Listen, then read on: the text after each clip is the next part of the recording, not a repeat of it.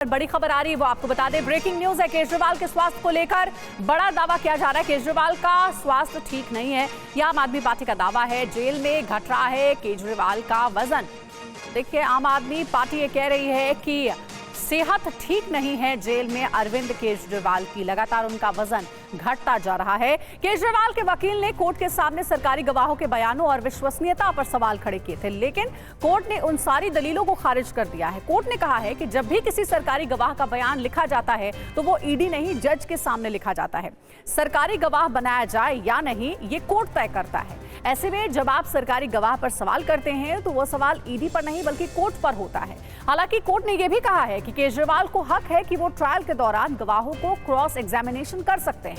High court के फैसले के बाद आम आदमी पार्टी अपनी अगली रणनीति तय करने में जुटी है, लेकिन बीजेपी अब जोर शोर से केजरीवाल को ही शराब घोटाले का मास्टरमाइंड बता रही है। और इसी खबर पर ज्यादा अपडेट के साथ हमारे सहयोगी जितेंद्र भाटी हमारे साथ जुड़ गए हैं। जितेंद्र, आम आदमी पार्टी अब किस सियासी रणनीति के साथ मैदान में उतरेगी ताकि अरविंद केजरीवाल को जेल से छुड़ाया जा सके, क्योंकि अपडेट ये भी है कि आज सीएम मान और संजय सिंह मुलाकात भी करने वाले हैं केजरीवाल से।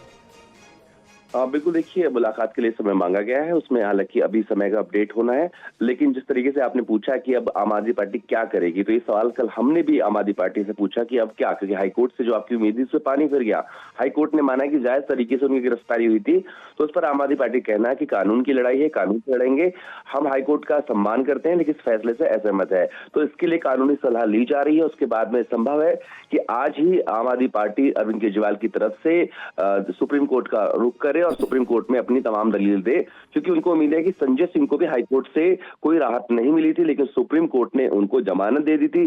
तो ऐसे में एक ही केस है, पीएमएलए का मामला है, तो ऐसे में उम्मीद वो करते हैं कि अरविंद केजरीवाल, मनीष सिसोदिया, उनको भी आगे जाके सुप्रीम कोर्ट से राहत मिल सकती है। तो आम आदमी पार्टी की पूरी उम्मीदें और जो तैयारी है वो सुप्रीम कोर्ट को लेकर है।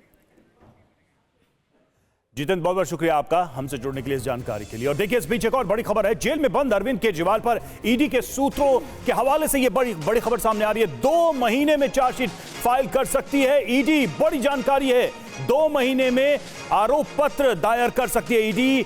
मई जून के अंत तक केजरीवाल पर चार्जशीट। ईडी चाहती है कि जल्द इस मामले में ट्रायल हो। शराब घोटाला केस में गिरफ्तारियां लगभग पूरी हो चुकी हैं। सूत्रों के हवाले से यह बड़ी जानकारी सामने आ रही है। जितेंद्र शर्मा हमारे साथ इस वक्त जुड़े हुए, हमारे संवाददाता। जितेंद्र, बड़ी जानकारी है, अगर 2 महीने में चार्जशीट दायर करने की योजना, इसका मतलब ईडी के पास पर्याप्त ठोस सबूत हैं आरोप पत्र बनाने और उसे जल्द से जल्द कोर्ट के सामने रखने के लिए।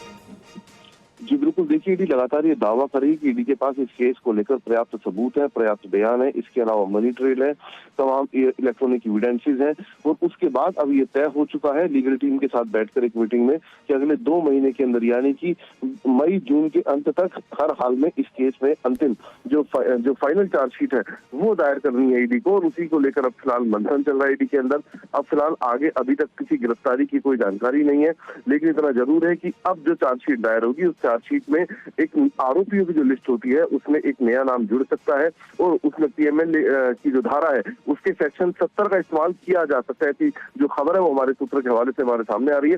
तो ऐसे में कहा जा सकता है कि जब फाइनल चार्जशीट इसमें दायर करेगी तो कई अहम खुलासे इस चार्जशीट में होंगे आम आदमी पार्टी को लेकर। जी।